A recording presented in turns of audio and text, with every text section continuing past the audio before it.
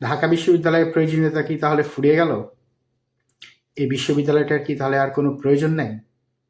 বাংলাদেশের রাজধানী শহরে এত বিশাল জায়গা জুড়ে যে বিশ্ববিদ্যালয়টা আছে, এর কোনোই প্রয়োজন নেই?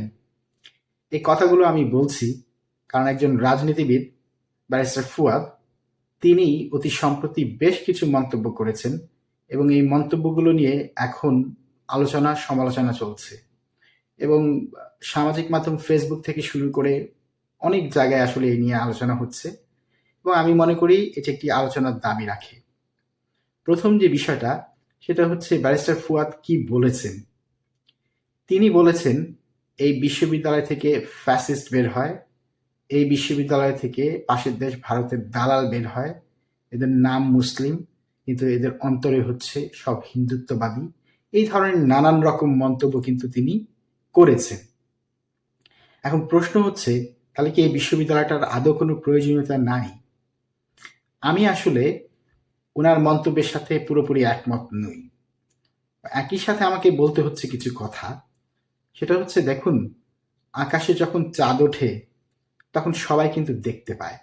আপনি কতদিন আর সেটা লুকিয়ে রাখতে পারবেন? আপনি একবার ভাবুন, কিছুদিন আগে বাংলাদেশের শিক্ষা প্রতিমন্ত্রী ববি হাজার, তিনি নিজেও কিন্তু বলেছেন যে ঢাকা বিশ্ববিদ্যালয় একটা কোচিং সেন্টার এবং তিনি এই কথাও বলেছেন যে এই বিশ্ববিদ্যালয়ে কোনো গবেষণা হয় না, এখানে কপি পেস্ট করা হয়।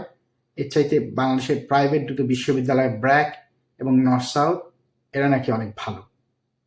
আমি ওটা নিয়েও একটা ভিডিও করেছিলাম এবং আমি ওনার এই মতের সাথেও দ্বিমত পোষণ করে আমার নিজস্ব বিশ্লেষণ দাঁড় করিয়েছিলাম।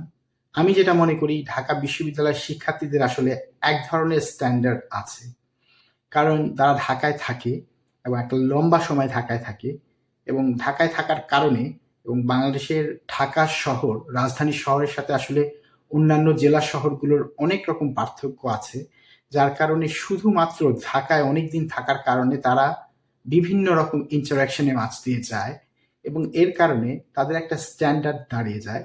তাদের সাথে আপনি দেশ, সমাজ, রাজনীতি, শিক্ষা নিয়ে কথা বলতে পারবেন। কিন্তু এটা কি আসলে একাডেমিক কোনো মানদণ্ড? একাডেমিক পড়াশোনা কেমন হয় ঢাকা বিশ্ববিদ্যালয়ে?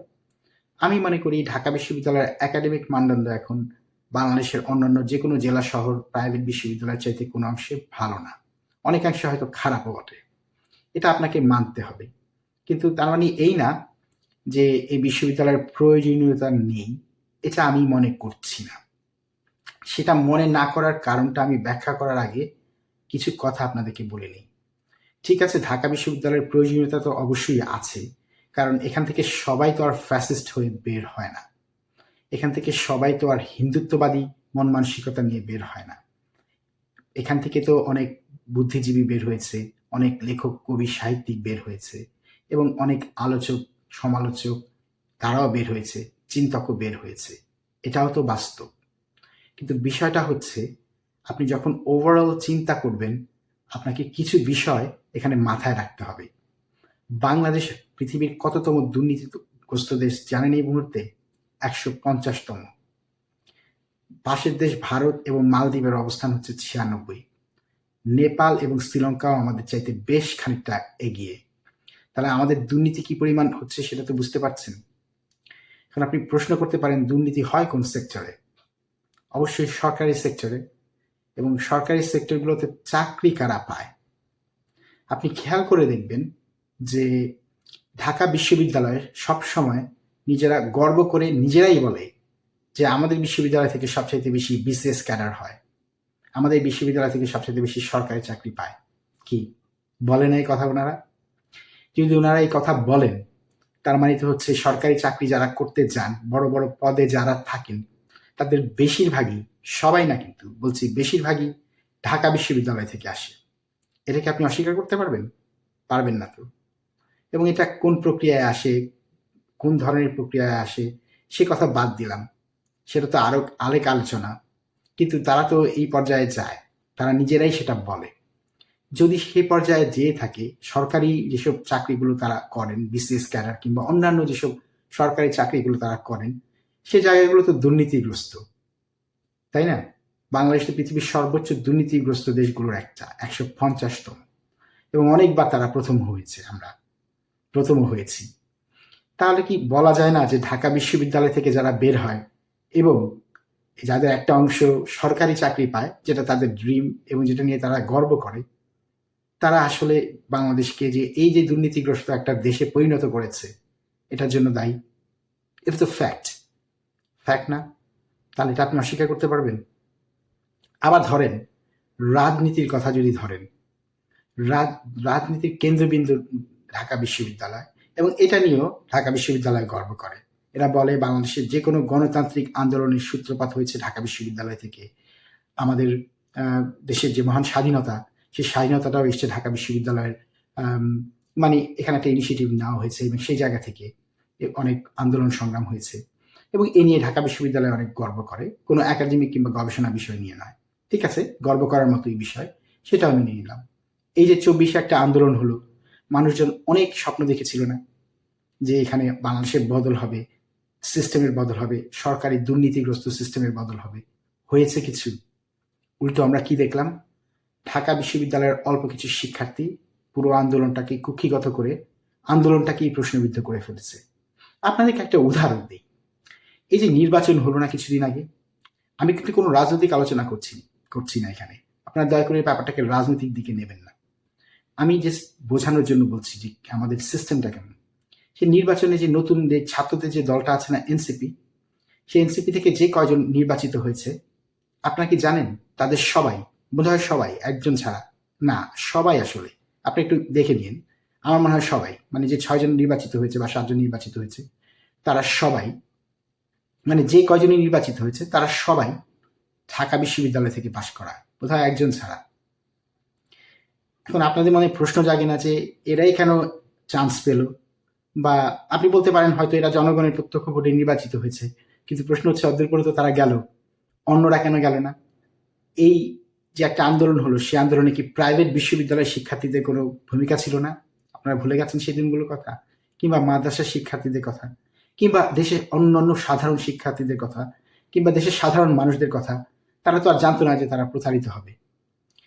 তারা তো আসলে আন্দোলন করেছে হচ্ছে তারা দেশের সিস্টেমের পরিবর্তন চায়, এই দুর্নীতিগ্রস্ত সিস্টেমের পরিবর্তন চায়।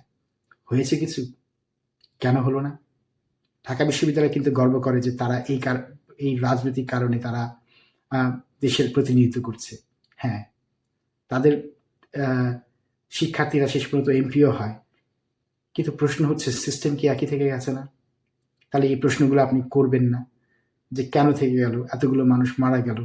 তারা তো কোনো সরকারের, এক সরকার গিয়ে আরেক সরকারের পথ বানিয়ে দেখতে চায় নাই। যে দলই ক্ষমতায় আসুক, আমরা যারা রাজনীতি করি না, সেটা নিয়ে আমাদের কোনো মাথা ব্যথাও নেই, আছে কি? আমাদের বিষয় হচ্ছে দেখার যে সিস্টেম বদল দিয়েছে কিনা, দুর্নীতি কমেছে কিনা। এখনো অনেক সময় কম, মাত্র তো 2 বছর হলো, তারপরে তো বলতে হয় যে তেমন কিছু আমরা দেখতে পাচ্ছি না। এর দায় কি ঢাকা বিশ্ববিদ্যালয়কে নিতে হবে না? কারণ তারা তো এর জন্য ক্রেডিট নেয় না? আপনি যখন ক্রেডিট নেন যে আপনি বিসিএস এ সবচেয়ে বেশি চাকরি পান, সরকারি চাকরি সবচেয়ে বেশি আপনারা পান, আপনারা এদেশের রাজনীতির সকল গণতান্ত্রিক ধারার চর্চা আপনারাই করেন, আপনারাই শুরু করেন, তাহলে এই দেশ যে ভাগাড়ে পরিণত হলো, দেশের সিস্টেমটা যে কোনোভাবে কাজ করছে না, এই দেশ যে সবচেয়ে দুর্নীতিগ্রস্ত দেশ, মানুষের মনে কোনো আস্থা নেই, এর দায় আপনাদেরকে নিতে হবে না? নিতে হবে তো। আমি ব্যারিস্টার ফুয়াদের তিনি যা বলেছেন ঢাকা বিশ্ববিদ্যালয়ের প্রয়োজনীয়তা নেই, এটা আমি মনে করি না। অবশ্যই প্রয়োজনীয়তা আছে। এখানে এখনো পড়াশোনা হয় এবং বলতে হয় যে অনেক বিশ্ববিদ্যালয়ের চাইতে হয়তো ভালো হয়, খারাপ হতে পারে কিছু বিশ্ববিদ্যালয়ের চাইতে, কিন্তু হয়।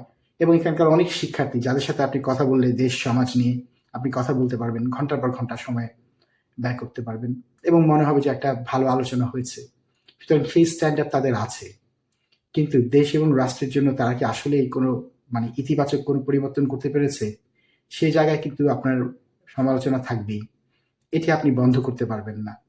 আজকে ব্যারিস্টার ফুয়াদ বলছে, প্রতিমন্ত্রী ববি হাজ্জাজ বলছে, ভবিষ্যতে হয়তো পুরো বাংলাদেশ বলবে। তাই আমার মনে হয় ঢাকা বিশ্ববিদ্যালয়ের উচিত এখনই সিদ্ধান্ত নেওয়া, তারা কি আসলে সাম্রাজ্যবাদী একটি প্রতিষ্ঠান কিংবা স্বৈরাচারী প্রতিষ্ঠানে পরিণত হবে, নাকি তারা আরো কিছু নিজেদের মাঝে গণতান্ত্রিক চর্চা করবে? এটি কিন্তু দেখার মতো বিষয় আছে, এবং সেই সাথে একাডেমিক এবং গবেষণায় তারা আরো অবদান রাখবে, এটি হয়তো আমরা সবাই আশা করি বাংলাদেশের একটি প্রথম সারির বিশ্ববিদ্যালয় হিসেবে। প্রিয় দর্শক, আপনাদের মতামত জানাবেন। ভালো থাকবেন নিশ্চয়ই সবাই।